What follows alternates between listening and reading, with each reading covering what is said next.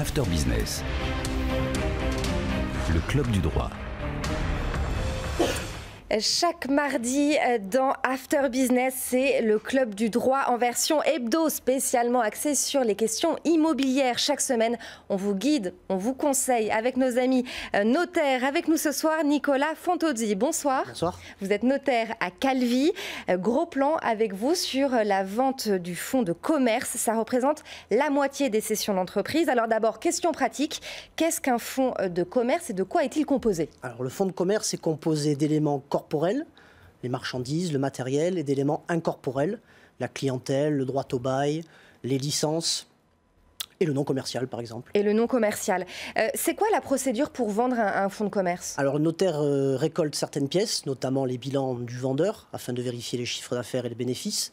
Il vérifie également s'il n'y a pas d'énantissement, des privilèges sur le vendeur. Et toutes ces pièces permettent de garantir à la fois le vendeur, les créanciers du vendeur, qui peuvent être l'URSSAF, les banques qui ont prêté l'argent lors de l'acquisition, et aussi l'acquéreur. Donc une fois toutes ces pièces réunies, on rédige l'acte, on rédige la promesse de vente, on met en condition suspensive pour l'acquéreur l'obtention d'un prêt, et toutes ces pièces permettent de présenter ensuite la promesse de vente au banquier, afin que l'acquéreur obtienne son prêt. En quoi c'est différent de la vente d'un logement? Alors, ce n'est pas les mêmes pièces, puisque, par exemple, pour un logement, on ne demande pas le chiffre d'affaires. En dehors des pièces, le fonds de commerce est un peu plus immatériel, je dirais, qu'un logement. Alors justement, qu'est-ce qui ne fait pas partie d'un fonds de commerce? Est-ce que les contrats, les dettes, les créances, le droit d'installer une terrasse, par exemple, d'un restaurant, ça, c'est dans le cadre d'une concession. La concession, en fait, c'est le contrat que va passer l'acquéreur ensuite avec, par exemple, une mairie, si c'est une terrasse d'un bar, par exemple. Donc ça, c'est un contrat administratif. Et ce contrat administratif, on l'annexe ensuite généralement à la vente définitive ou après, puisque d'abord il faut que l'acquéreur soit propriétaire pour ensuite faire le contrat de concession. Idem pour les contrats de travail. Alors depuis le 1er novembre 2014, on a l'obligation d'informer les salariés de l'entreprise de moins de 250 employés que le vendeur va vendre donc son fonds de commerce et les acquéreurs sont ainsi prévenus. Le contrat de travail est transmis automatiquement à l'acquéreur si le fonds de commerce, évidemment, est de la même activité que ce que va acheter l'acquéreur. Et ça, c'est une obligation? C'est une obligation. On ne peut pas mettre dehors un salarié. Par exemple, une boulangerie qui va se transformer en station essence, il est impossible que les contrats, évidemment, se poursuivent. Par contre, la boulangerie qui est vendue à un boulanger, dans ces cas-là, les contrats de travail sont transmis automatiquement à l'acquéreur.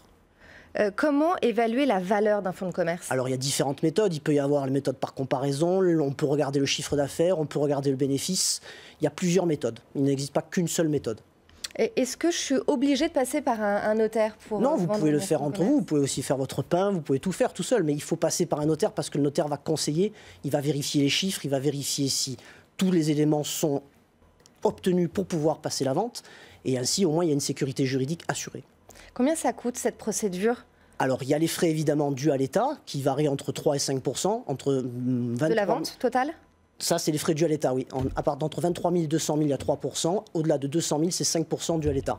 Ensuite, les frais de notaire purs, là, sont libres. Donc, on peut négocier avec son notaire, savoir combien le notaire va demander à son client. Les frais varient en fonction des régions, puisque les fonds de commerce ne sont pas identiques partout.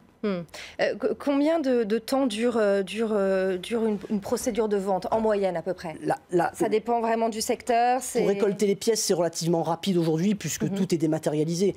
Finalement, ce qui prend le plus de temps, c'est l'acquéreur pour obtenir son prêt. Puisque généralement, en une semaine, le notaire a tous les éléments. Alors évidemment, il faut vérifier que si le propriétaire des murs n'a pas à intervenir à l'acte, s'il n'a pas à intervenir à l'acte ou s'il a à intervenir, on le fait signer l'acte. Mais généralement, c'est l'obtention du crédit qui prend le plus de temps. Une fois que l'acte est signé, le prix est dans la comptabilité du notaire. Ce prix est séquestré en une période entre 3 et 5 mois de manière à vérifier que, par exemple, l'URSSAF a bien été réglé, que tous les créanciers du vendeur ont bien été intéressés. Il faut tout vérifier derrière en plus. Il faut tout vérifier derrière. À la différence d'un logement où vous pouvez délivrer le prix relativement rapidement au vendeur, dans un fonds de commerce, c'est séquestré parce qu'on a toute une procédure à effectuer, notamment les publicités dans les journaux d'annonces légales, au BODAC, afin d'assurer que le fonds de commerce est libre de toute inscription. C'est très clair. Merci beaucoup, maître Nicolas Fantozzi, notaire à Calvi.